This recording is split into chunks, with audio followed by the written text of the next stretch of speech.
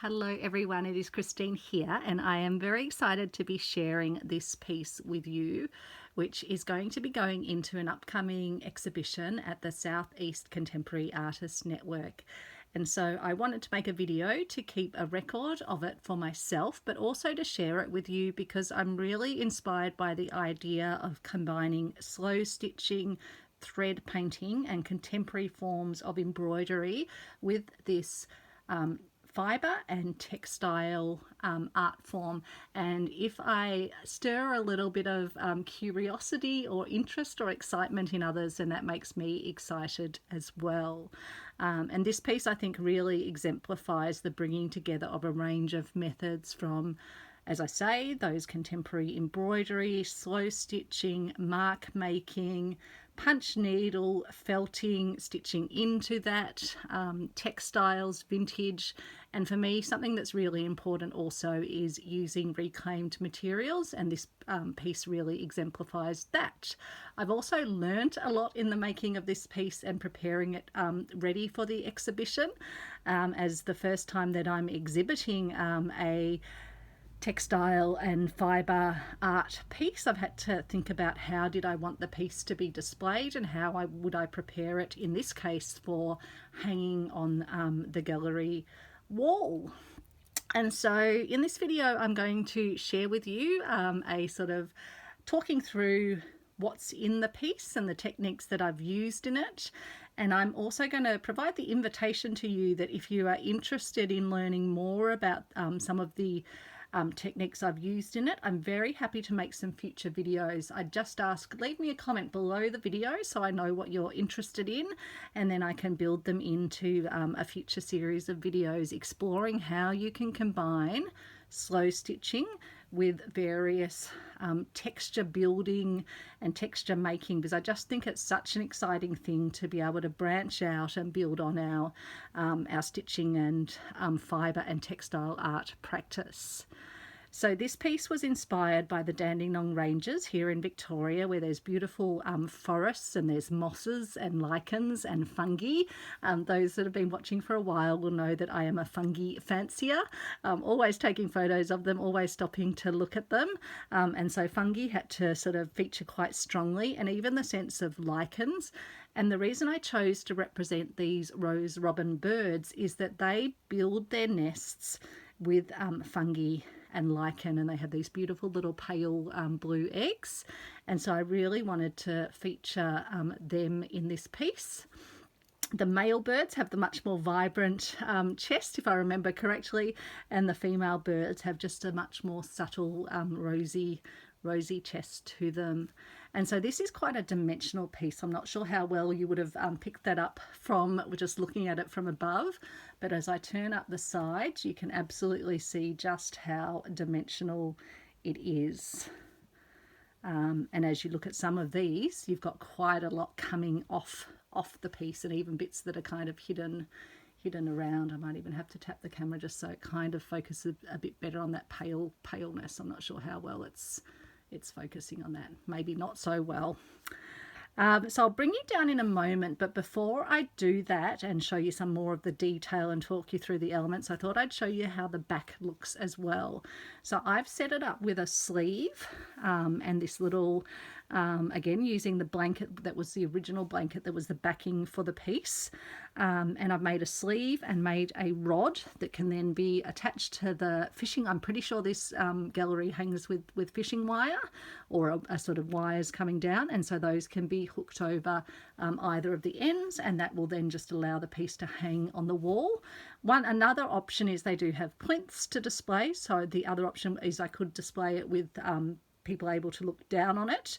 I'll see how, I'll just have a bit of a look tomorrow when I drop it off and sort of decide there, but I thought I'd create the option that it can be hung, but even with that there, it still sits beautifully if it is sitting on a plinth. So and I'll talk you through the process, because this was a learning curve process for me, an experimentation. I don't know if it's the way to do it, and again I just improvised with the materials that I had, but I did want to create quite a finished back to the piece. Normally I leave my pieces very unfinished. Let me at this point show you this piece, which was created at the Fleur Woods retreat I attended a year ago. And this piece I just absolutely loved working over the course of almost the full week at the retreat on it. And just as Fleur calls it, just absolutely geeking out on all the amazing details. I love this little spider web that actually looks all the way through to the back of the piece. But yeah, just showing you how I don't mind a messy backside, as Annie Claxton calls them. I actually love looking at them. I love holding this piece because it's got a beautiful curvature to it. So I wanted to keep this being a very tactile piece that people can touch. And ultimately I decided I was going to originally put cardboard in it, but I didn't. So it's fully bendable, but it's got a really nice substance to it. It doesn't kind of naturally fall over itself, but you can still bend it, but it will actually hold its form even when it's kind of arching up from the table. So I'm happy with how it's worked, and I'll definitely use something similar preparing future pieces. And so I really wanted to use this as a bit of an experiment in learning how to present them. I can't remember because I had to stop filming because I was filming outside and the cicadas were so loud and I was losing light as well. So I stopped filming. I can't remember if I've told you in this version of the video that the exhibition that this will be going into is one where they have to be available for sale. So there's a chance this might not be coming home with me at the end, which will have its sadness attached to it. But I would also be thrilled that someone really wants to collect and honour and display my piece. So I am putting it in with that intention there, that I will happily and joyfully welcome the piece home if that's what it decides it wants. But if it decides that it wants to go out and have an adventure with someone else, then that will bring its own joy in knowing that someone else is enjoying my creation and my art. So let me bring you down, and I'll sit down as well so that I can see what you can see, and then I'm close to the camera and the microphone. So this, I'll start with the center of the piece, and these are the 2 rose robins, and I'll talk a bit about the techniques that I used in them. So these were created with felting. I used, I think, 2 colours, or maybe mixed a few colours together, but I think I had a brown undertone and then came over it with this beautiful sort of sheeny grey. So I originally felted it, did the same down here. I think I used a nice soft pinky peachy mixed in with an off-white, and again it had a lovely sheen. So these ones that have the beautiful sheen, some of the ones I've got are eucalyptus fibre and some others are like silk ones. I'd have to go into my collection to see which of those I'd used. I think I shared some videos at the time when I was first working on this, so I'll link those in the description below. And again, a similar brown and grey technique here. For the rose breast, I actually used stitches. I think I did split stitches there. And then I did some felting for the white bits and down into the tail. I've subsequently come back in as part of adding lots of stitching to it and done, just using a regular sewing cotton, done just a whole lot of little running stitches down the body of it to create the sense of feathers. Let me just tap on it to make sure we're staying in some degree of focus. I should probably leave it because I think you can zoom in if you're watching on your device. And again, I used a pale thread and did a lot of stitching through here. I added just some little stitches to create the legs of the bird, and I just did that with a whipped back stitch for the leaves, which I absolutely love how these have turned out. Really pleased with this one, with the sense of the light traveling down the leaf. I used variegated threads, but a variety of variegated threads, and did long and short stitch, really a form of thread painting. And similar for these, but I was using different threads. I didn't want all the leaves to look absolutely identical. I was also thinking about bringing in some of the colours from the surrounds, because you'd want to sort of have the sense that the colours of the forest are melding and mending. I was also thinking about something that Fleur talks about, which is having sort of colours run through the piece and thinking about diagonals. So there's definitely a sense of, yeah, thinking about that in the piece. And for the stems, I actually used 2 colours of thread, so a brown and a green. And then I did a back stitch and then came back and whipped it as well, which gives the sense of a sort of a vine growing up the branches. For the nest, I did felting using my lovely little felting tool from Snowy Creek Felting in Alpine, Victoria. A husband and wife engineers who designed this tool themselves, and it's absolutely wonderful to use. And it's as easy as just, yeah, working in with your felt and using this little tool. And I have my little tennis ball sort of shape thing, which is what I put the pointy end into to try and avoid poking myself inadvertently. Excuse me, I've got a little tickle. There's been a bit of, I think they've been doing some planned burning, and so there's been some smoke in the air, which makes me feel a little bit wheezy.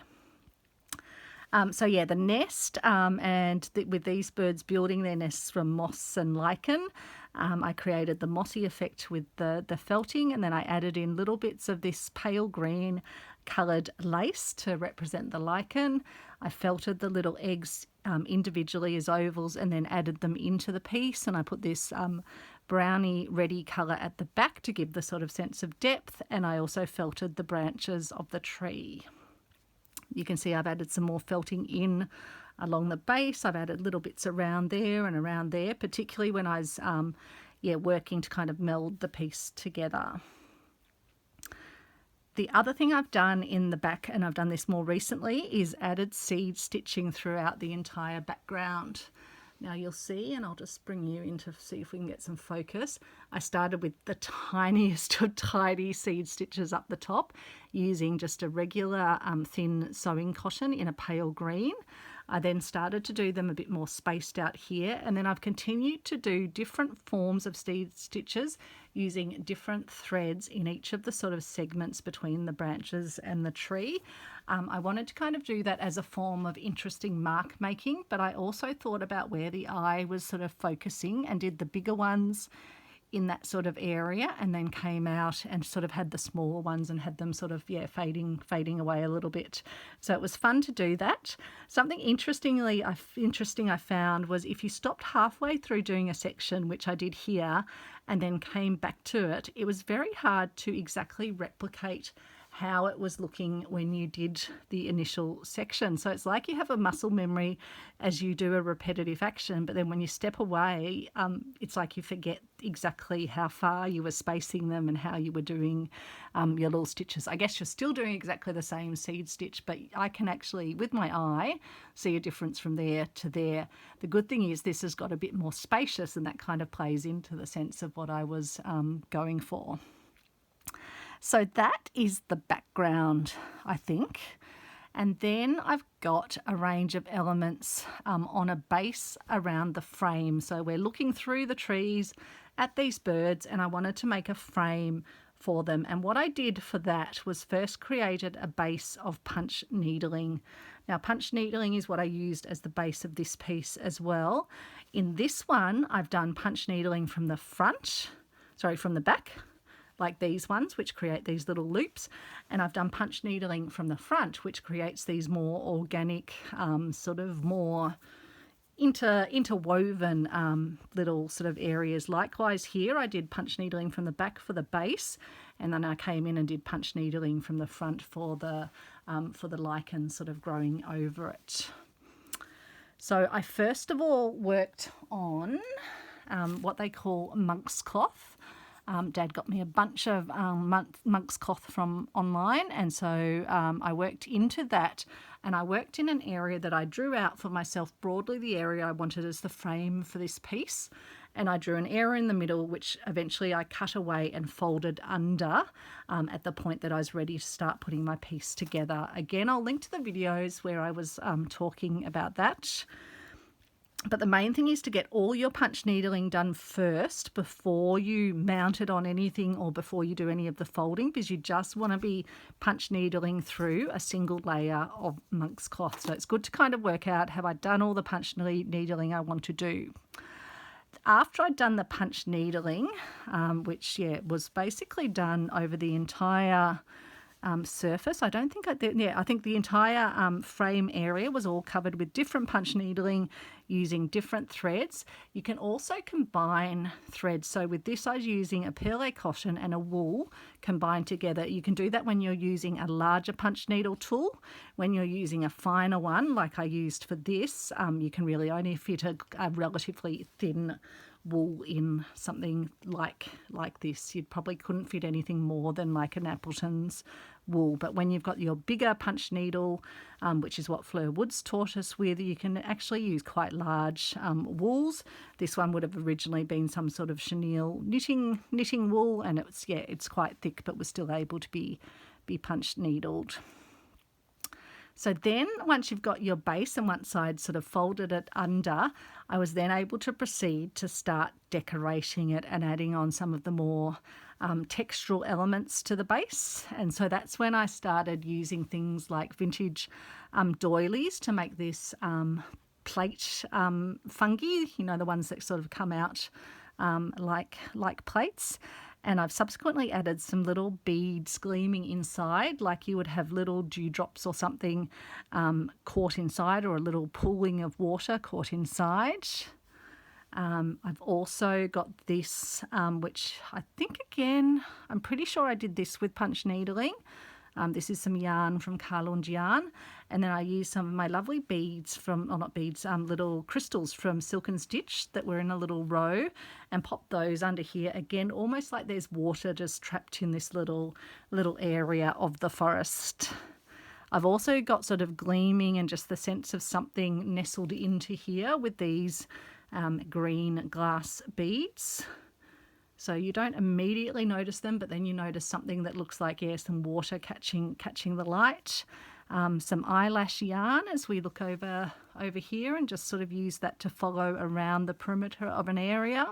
I was trying to evoke with some of these like a hole in the tree, a sort of a knobbliness in the trunk or something.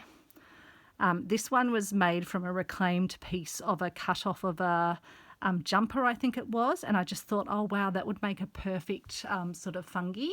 And then I wrapped some beads with some vintage doily bits and nestled those in. So I just love how this is then sort of, those little bobbly bits nestled amongst the fungi, and then we've got some more mossy and licheny. And so the moss and lichen thread I used there and there and there, that all came from this piece of fabric that you can see under the area, which came from the reverse art truck. And I've actually just harvested those threads from the edges of the blanket itself. And I decided that they were just the perfect colour to use and the perfect texture to use as mossy sort of fungi, licheny stuff. Don't underestimate the different ways you can use things you have in your stash. So whether it's old bits of knitting, whether it's old doilies. The doilies have also been used to make these little fungi or mushrooms. I absolutely love making different versions of them.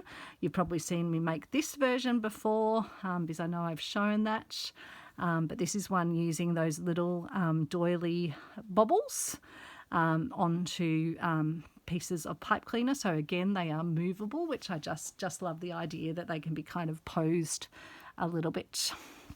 And then I've evoked the idea of tiny mushrooms using this little bobbly trim nestled into the piece. Again, this piece of fabric I think was a sample from the reverse art truck, a pleated piece of fabric, and then I've put little beads, little green beads sort of nestling into it to keep that pleated effect but give it a quite crumpled sort of effect, as though there is something sort of growing up over this section.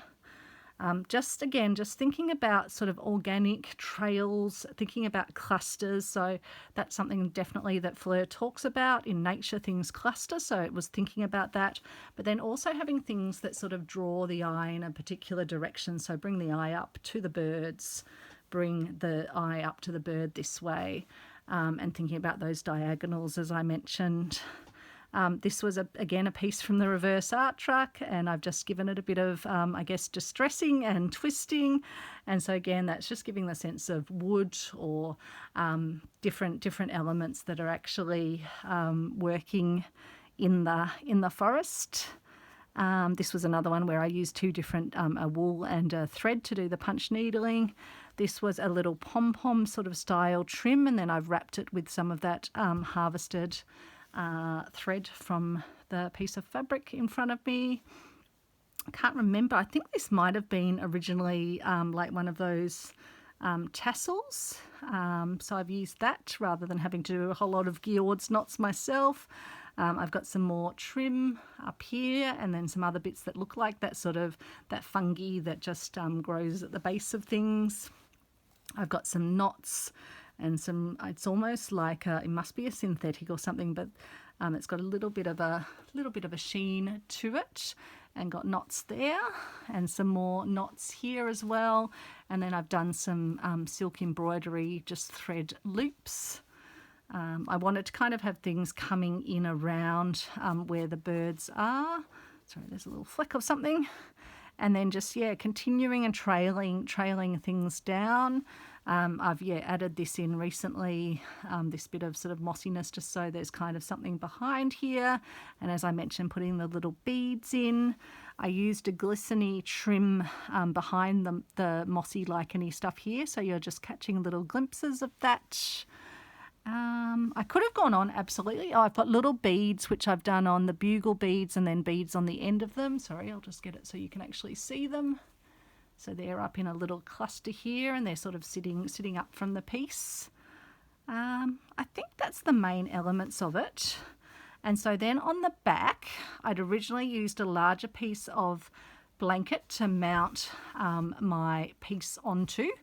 And then I'd left extra edges of it, which is what I've then folded in and stitched. And then I've folded either of the ends in and stitched down, folded under and stitched down like an envelope sort of style, done the same at the top. And then I've created this little pouch for the rod. And for the rod, I just used some regular wooden skewers. Let me just grab some of them. Like these. I think I grabbed about 5 or 6 of them. I taped them together with a strong tape, like one of those electric tapes, and then I've stitched this little outer pouch for it, which is stitched all along here and stitched at either end, and which slides through my little pouch. So just slides through like that. And then that will allow it to be hung from either end. So I think that's going to work. And as I say, worst case or different case scenario, it can be displayed on a plinth like this. So let me know in the comments below this video if you would be interested in me showing more about how you can combine slow stitching with punch needle, with felting, with using and recycling various textiles to add texture and interest to your, whether it's a nature's textures or even just abstract pieces or just other pieces of slow stitching. I want to make some smaller pieces. I love these handheld pieces. I also want to make some little brooches, but fit quite a lot into the space. So let me know if that's something you'd be interested in, and we can do some of that together in some future videos. But I hope you enjoyed this little look at it. I know it's going to be a little treasured video for me because this is a proud and happy moment for me and an exciting moment for me. And so thank you so much for your support and encouragement. And I hope you're having a wonderfully creative day or evening. Thanks, everyone.